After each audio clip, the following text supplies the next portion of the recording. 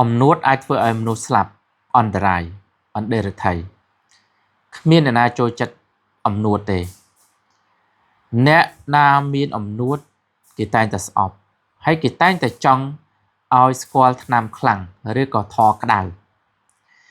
ដូច្នេះហើយមនុស្សដែលឆ្លាតគឺទម្លាក់អំនួតចេញអស់រស់នៅក្នុងសភាពមួយ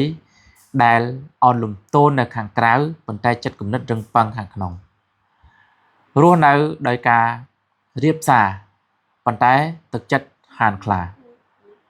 ហើយមិនបញ្ចេញអំនួតអួតក្អេងក្អាងទេមិនចង់បង្ហាញអ្វីទាំងអស់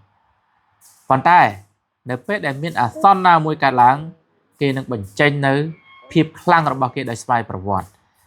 ជាទូទៅមនុស្សដែលអួតគឺអួតនៅក្រៅសវៀន